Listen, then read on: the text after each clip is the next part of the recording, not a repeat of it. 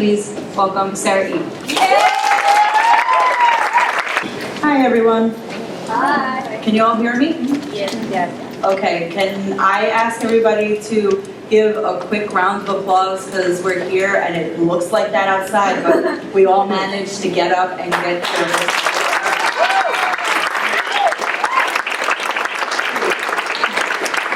I like to start every reading like that because a little bit of positivity is like completely necessary. My name is SaraEve. I'm a performance poet and epilepsy advocate, like you already heard, sorry. I'm going to read a poem speaking on, I'm going to piggyback a little bit off of what Liv had said actually already. I'm invisibly disabled because when you look at me, you guys probably see somebody who doesn't have anything wrong with them. But the truth is that I am living with epilepsy, aphasia, traumatic brain injury, partial blindness, and a well of mental disorders as well.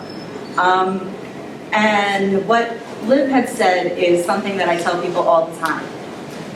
People don't realize that disability is the largest minority that they could join at any time. Nothing needs to happen to them. They don't need a special card to get into it, and I know that because I wasn't born with epilepsy. I had my first seizure at 23 years old in 2003. In 2005, I had a partial lobectomy. In 2010, I had an implant put in. And I'm contemplating my next brain surgery to see how that goes. What I want to say about that is that since we're speaking to social workers and we're speaking just about social justice as a whole, is that I know that my privilege as somebody who is invisibly disabled is great. And that this is something that I am happy about a little bit. I'm not gonna lie, because I get to pass, as some people have said, but I try to use it in the best way I can by doing things like this, by being here, and by speaking about what it's like to be disabled, and by trying to be the person that's going to stand up and say, hey, the wheelchair can't get up on the stage. And when another person who runs a show says, well, why is that important? I'm going to go ahead and tell you that it doesn't matter why it's important. The wheelchair needs to get up on stage. And the truth is that somebody's going to listen to me before they listen to somebody in a wheelchair.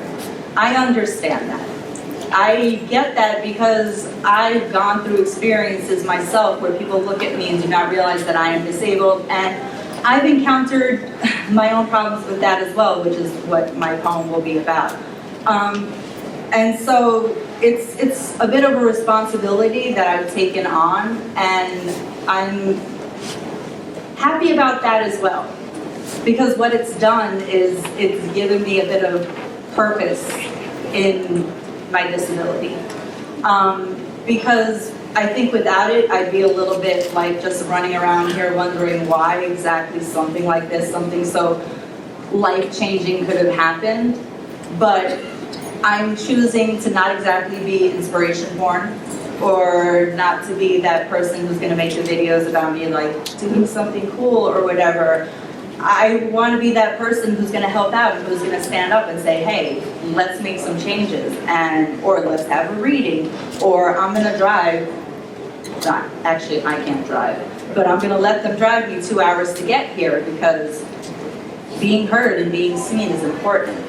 And if it takes one face who looks like this over other faces, then I'll do that. I'm sorry, I'm so thirsty.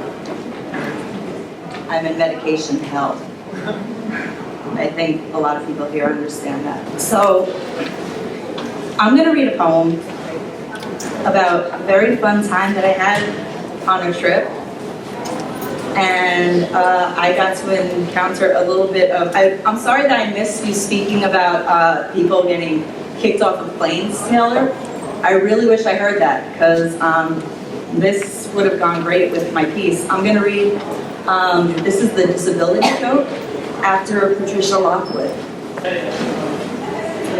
The disability joke is that you were traveling alone. traveling halfway across the country for the first time.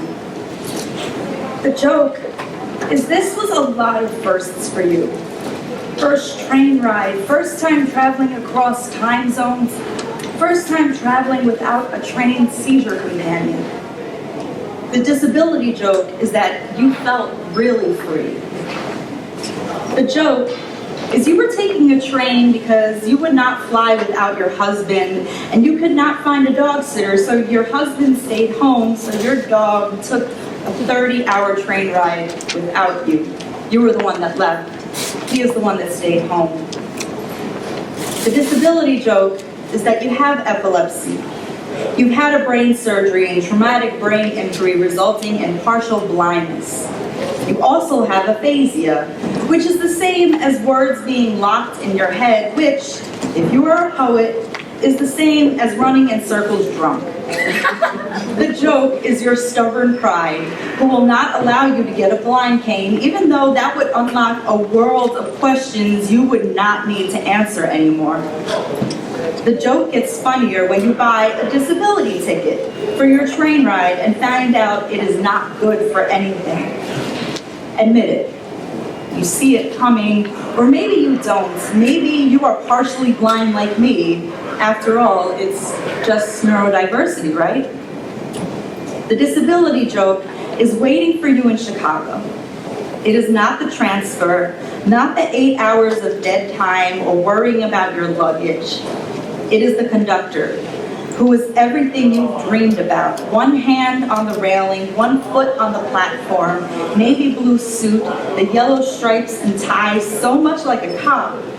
Still, the joke shoots out of his mouth when you ask for directions and he says, please take a seat upstairs.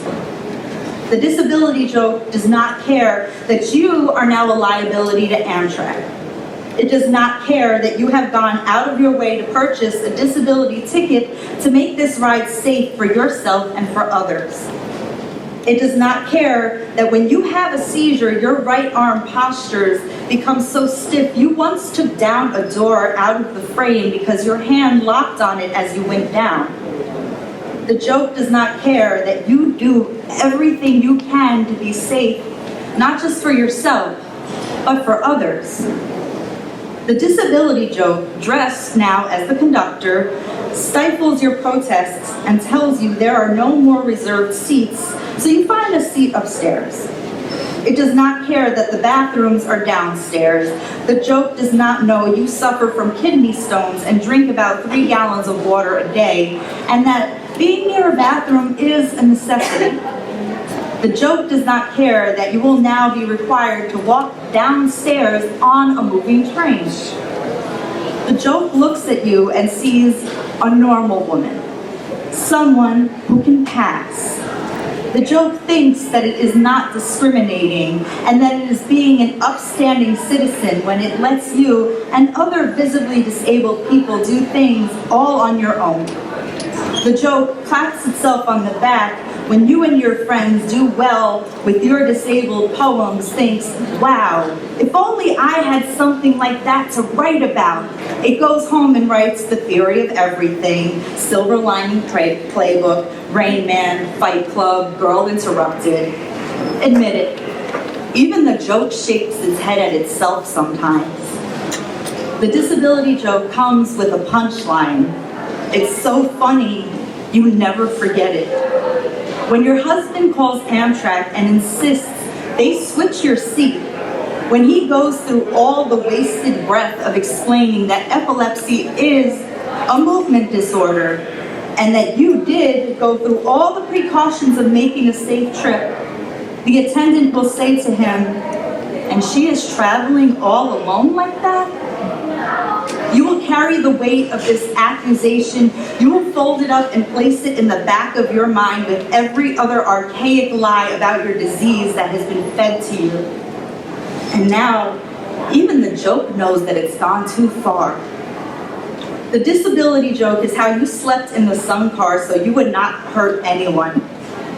Even in your discomfort, 15 hours into the train ride, you were thinking of others and how to make yourself smallest. The joke is you're not afraid of having a seizure on stage, but rather of having one in the audience and interrupting something beautiful. Is disability ever funny? Not in the 12-year-old call your friends a retard kind of way. I mean, I get more compliments on my sarcasm about my disability than when I try to crack a joke. What does that say about me? About my own jokes? But this joke laughs. The joke believes the archaic myth that people with epilepsy will swallow their tongues, thinks that I am unconscious, and tells its friends that girls should not be in public. When I interrupt the checkout line at CVS with my drops and convulsions, think I cannot hear the horror masking its concern in her tone. Thinks I will not remember it and be afraid to leave my own house for the next decade. Thank you very much.